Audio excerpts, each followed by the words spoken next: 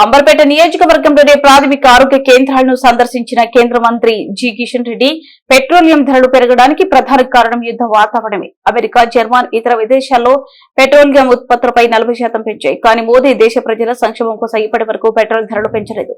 సబ్సిడీల భారం పెరుగుతున్న నేపథ్యంలోనే పెట్రోలియం ధరలు పెంచాల్సి వచ్చింది. కొన్ని రాజకీయ పార్టీలు చేస్తున్న దుష్ప్రచారంలో వాస్తవాలు లేవు. రాజకీయ పార్టీలు ఎన్ని విమర్శలు చేసినా తాము దేశ సంక్షేమం కోసమే పనిచేస్తాం.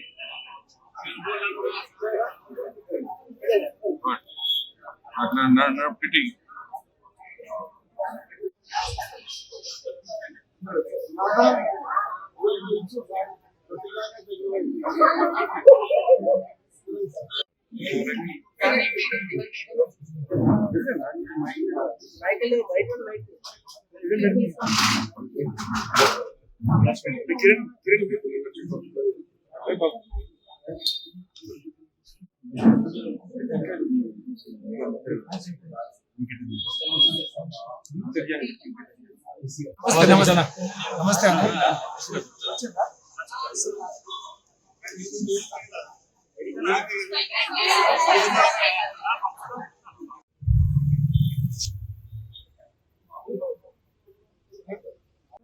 ఈరోజు ఎయిమ్స్ హాస్పిటల్లో అద్భుతమైనటువంటి డయాలిసిస్ సెంటర్ ఉంది.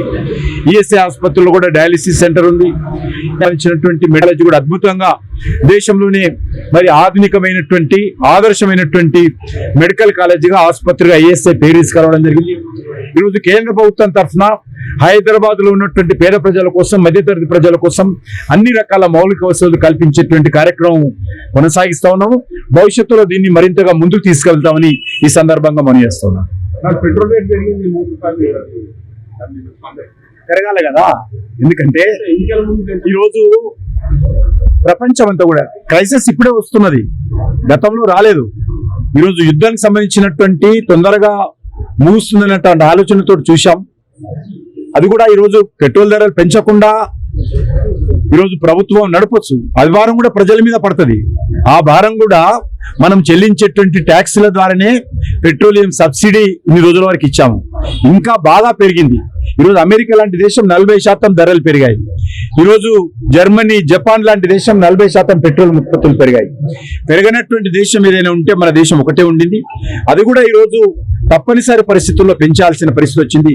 అంతే తప్ప ఏదో కేంద్ర ప్రభుత్వ రెవెన్యూ కోసమో లేకపోతే దేనికోసమో కాదు. ఇది ప్రజల డబ్బును రక్షించేటువంటి ప్రయత్నంలో భాగంగానే ఈరోజు భారం ఏదైతే పడతా ఉందో ప్రభుత్వానికి సంబంధించి పేద ప్రజలకు ఈరోజు 5 కేజీల బియ్యం ఇస్తా ఉన్నాం.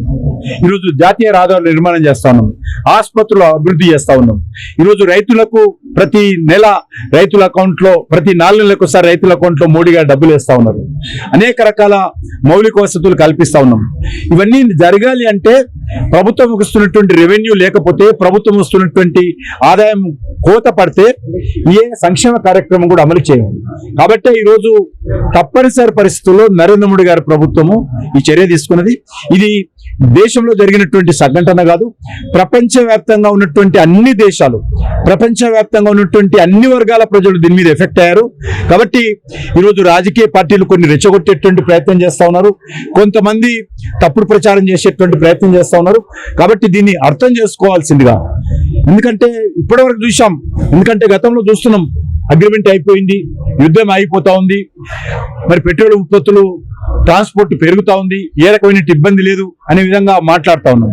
కానీ అది చూస్తున్నా కొద్దిగా నెలలు గడుస్తున్నా కూడా సమస్య పరిష్కారం కావడం లేదు.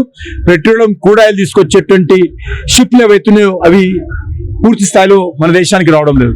కాబట్టి తప్పనిసరి పరిస్థితుల్లో నరేంద్ర మోడీ గారు విషయం చెప్పారు, ఫారెన్ ఎక్స్చేంజ్ సేవ్ చేయాలి, విదేశీ మార్గద్రవ్యం చాలా పెద్ద ఎత్తున 2 సెక్టార్లో మనము 3 సెక్టార్లో, ఒకటి ఎరువుల మీద చాలా పెద్ద ఎత్తున ఈరోజు లక్షల కోట్ల రూపాయలు మనం ప్రతి సంవత్సరం విదేశాలకు చెల్లిస్తాము. రెండోది ఈరోజు పెట్రోల్ మీద విదేశీ మార్గద్రవ్యం చాలా పెద్ద ఎత్తున లక్షల కోట్ల రూపాయలు చెల్లిస్తాము. మూడోది బంగారం దిగుమతి కోసం, ఎందుకంటే బంగారం మన దేశంలో తయారు కాదు, ఇతర దేశాల నుంచి దిగుమతి చేసుకుంటాం. ఈ 3 పెట్రోలియము, ఫెర్టిలైజరు, బంగారము 3 చాలా పెద్ద ఎత్తున మన దేశానికి దిగుమతి చేసుకోవడంతో విదేశీ మార్గద్రవ్యం చెల్లిస్తాము. దాని కారణంగా అప్పులు చేయాల్సి వస్తుంది. దాని కారణంగా మన ఇండియన్ కరెన్సీ యొక్క విలువ, రూపాయి విలువ పతనం అవుతా ఉంది. కాబట్టి దీన్ని దృష్టిలో పెట్టుకొని ప్రధానమంత్రి గారు ఒక మాట చెప్పారు, అవసరమైనప్పుడే బంగారం కొనండి, మీ ఇంట్లో పెళ్లి అవుతుంది కొనుక్కోండి, తప్పులేదు, మీ ఇంట్లో శుభకారం అవుతుంది కొనుక్కోను, అదనంగా అనవసరంగా కొనకండి తాత్కాలికంగా అని ఒకటి చెప్పారు. రెండోది పెట్రోలియం ఏదైతున్నదో, పెట్రోల్ కానీ డీజిల్ కానీ అవసరం ఉన్నంత వాడండి, అవసరం లేకపోతే అనవసరంగా దుబారా ఖర్చు చేయొద్దు. ఎంత వీలైతే అంత దేశం కోసం, దేశ భవిష్యత్తు కోసం, దేశ ఆర్థిక వ్యవస్థ రక్షించడం కోసం, మన ఇండియన్ కరెన్సీ రూపాయి పతనం కాకుండా చూసుకోవడం కోసం పెట్రోలియం అవసరమైతేనే వాడండి అని చెప్పారు. బంగారం కొనొద్దని ఎవరికి అట్లా ఆదేశాలు ఇవ్వలేదు, పెట్రోల్ కొనొద్దు, డీజిల్ కొనొద్దని చెప్పలేదు. ఉన్నంతలో అవసరం ఉన్నంత వాడండి, వృధా చేయకండి అనేటువంటి విషయం చెప్పడం జరిగింది. దాన్ని ఈరోజు అదేవిధంగా రైతులకు కూడా చెప్పాము, భూమి రక్షించుకోవాల్సిన అవసరం ఉంది, అనవసరంగా అవసరమైనంతనే పెట్రోల్ వాడండి, అవసరాన్ని మించి వాడొద్దని చెప్పారు. దాని మీద కొన్ని రాజకీయ పార్టీలు కొన్ని ఈరోజు రాజకీయమైనటువంటి విమర్శలు చేస్తున్నారు. ఇది అవగాహనతో మాట్లాడాల్సినటువంటి అవసరం ఉంది. ఈరోజు కాంగ్రెస్ పార్టీ కానీ, బీఆర్ఎస్ పార్టీ కానీ ఈరోజు అనేక రకాల శుద్ధులు చెప్తా ఉన్నారు వాళ్ళు. కాబట్టి ఈ రోజు దేశం కోసం పనిచేసేటువంటి నరేంద్ర మోడీ గారు మీలాగా కుటుంబాల కోసమో, కుటుంబాల ద్వారా దోపిడీ చేయడం కోసమో, లంచాలు తీసుకోవడం కోసమో, కమిషన్లు తీసుకోవడం కోసమో ఈరోజు నరేంద్ర మోడీ గారి ప్రభుత్వం పనిచేయడం లేదు. వీఆర్ ఫర్ నేషన్, దేశం కోసం పనిచేస్తాము, దేశ భవిష్యత్ కోసం పనిచేస్తాము, అవసరమైతే దేశ ప్రజలను ఏకం చేస్తాము. కష్టాల్లో ఉన్నప్పుడు కరోనా సమయంలో కానీ అన్ని రకాలుగా నరేంద్ర మోడీ గారు దేశ ప్రజలను ఏకం చేసి ముందుకు నడిపించాడు. ఈ రకమైనటువంటి క్రైసిస్ వచ్చినప్పుడు ప్రజలనే భాగస్వామ్యం చేస్తాం. రాజకీయ పార్టీలు సహకారం ఇచ్చినా ఇవ్వకపోయినా దేశ ప్రజలు ఈరోజు నరేంద్ర మోడీ గారితో ఉన్నారు. నరేంద్ర మోడీ గారు దేశ ప్రజల సహకారంతో ఈ రకమైనటువంటి సమస్యలు అధిగమిస్తాం.